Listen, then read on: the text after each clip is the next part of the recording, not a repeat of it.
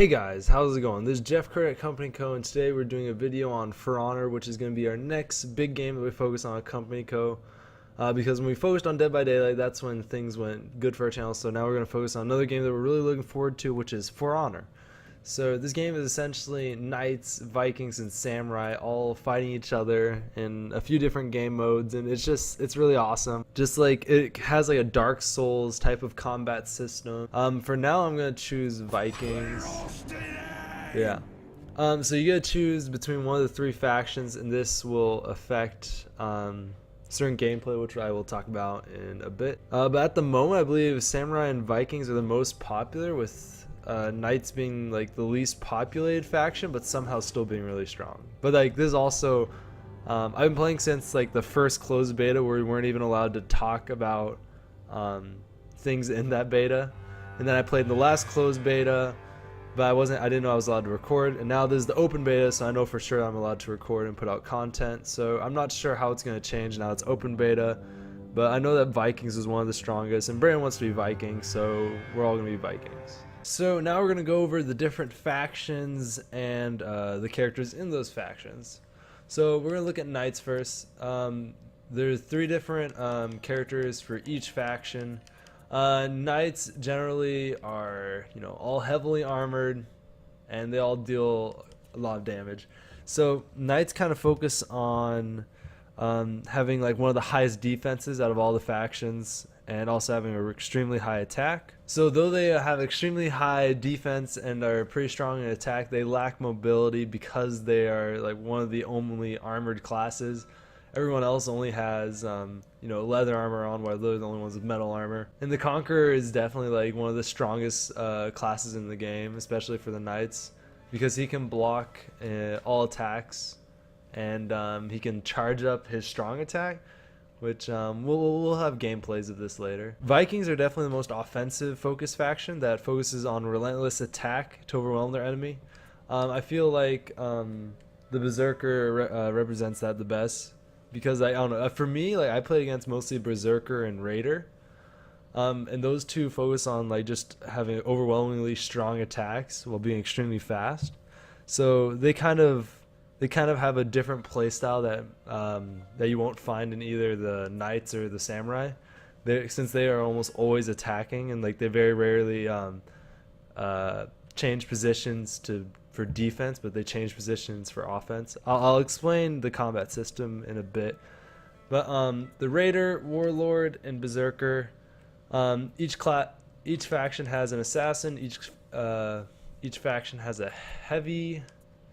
Well, they actually used to have a heavy for the Samurai, but they took them out of the game for now. They'll probably add them back in as DLC later, and then everyone starts with a Vanguard for each faction. But yeah, back to the Vikings. The Vikings are they have the weirdest playstyle out of everyone, since they're only focused on relentless attack, and that can lead to getting put out of position. Where the Knights and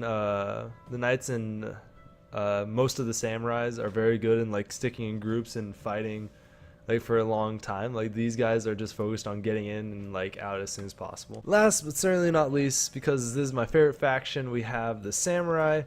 Samurais are definitely the most skilled class that focuses on ranged combat and excels in all-around combat mobility.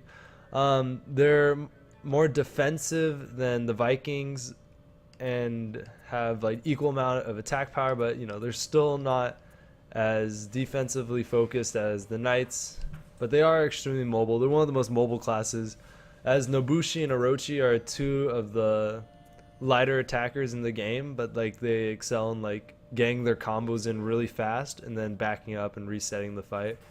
Kensei is a little different. Kensei just uses his range and unblockable attacks to win most one-on-ones. All in all, the Samurai faction is for more of the more skilled classes. Vikings are the more offensive focused classes that just focus on relentless attack, and the Knight faction is mostly just heavy defense with still a lot of attack power. So we're just going to do a little bit showing off the combat system a little bit. I'll put up actual gameplays in a bit, but you have to, before you can play the game, you have to beat the leader, quote unquote, the leader of your faction, which is usually just going to be the Vanguard. So essentially the combat system is much like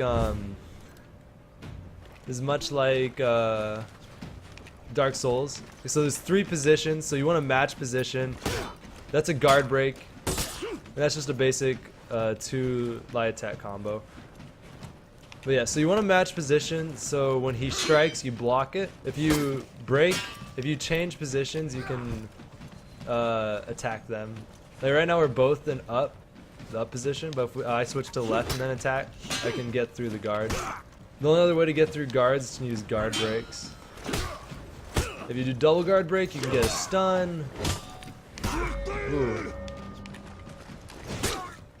And then if you ever get a finishing hit with a heavy attack, it just turns into an execution.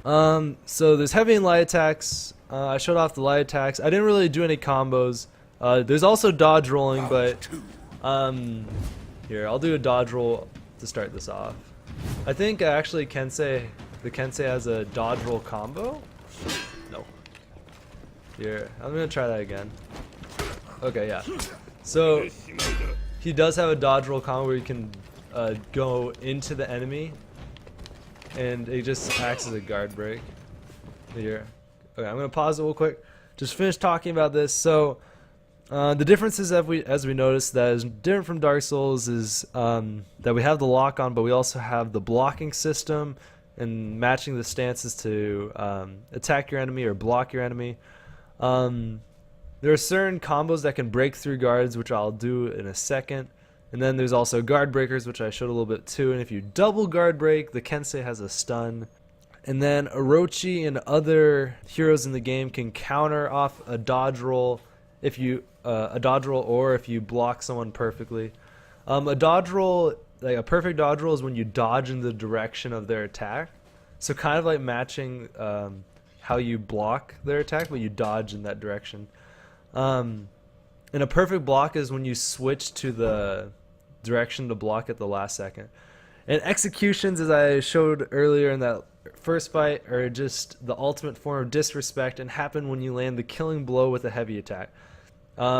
In 4-on-4 game in Dominion, it will also restore health and gives you bonus points, and the points are used to level up in game to a max of level 4. And leveling up in Dominion and other games like that will give you special perks and let you have active abilities. So at the moment, like, this tutorial is in duel mode, which is just 1-on-1.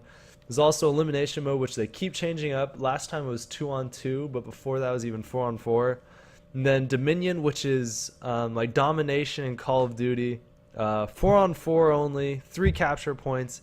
A and C are capture points, while B is an objective that you have to push troops up, which we'll show gameplay of that later on before the beta ends. But yeah, duel is 1-to-1 to the death, and it's the best place to practice moves and just like when you don't really want to try out in a Dominion 4-on-4 against real people. You can play against AIs. Playing against AIs is allowed in any mode. And then elimination is essentially a bigger version of dueling where you are placed in a 1v1 where you can run away from that 1v1 or you can beat your 1-on-1 and then go help your teammate.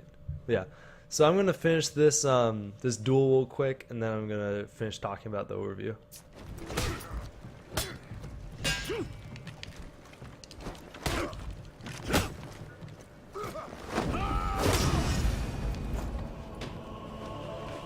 Oh, that was actually pretty sick.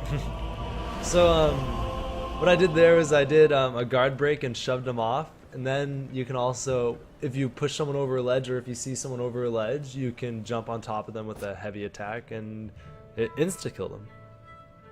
But okay, now what we're going to go to next is we're finally going to go into the multiplayer. We're also going to jump over here to the orders, which are essentially contracts from like Call of Duty Black Ops. And like they're all like, you get to choose three from a list of 6, and then there's 2 that are refreshed every day. And then there's also event orders, but there's none at the moment. Event orders are like usually a community activity, like get a million executions or something like that. Yeah, that's pretty much the contract system. Contract system gives you where you get most of your money and most of your experience. You don't get too much from winning games, but you get like most of your experience in gold or steel from doing your contracts. So make sure to do your contracts if you play For Honor. Game comes out on February 14th, Valentine's Day, so I actually won't be able to play on the day of the release. But I don't know. I hope this video gets you guys like a good idea of what For Honor is. I mean, we'll definitely put up some gameplay soon. We want to make some combo list videos and just show off some gameplay. But yeah, so all in all, the goal of the game is to just master the combat system, have a favorite hero that you like to dominate others with, and while working with your faction to win the board and prove which faction is the strongest. I want to choose Samurai, but Rand wants to go Viking, so we'll talk it over and we'll see what we choose when the game comes out. Yeah, I hope you guys have a nice day and that you guys are hyped about For Honor and want to play it with us sometime. So, see you guys later. I'm out.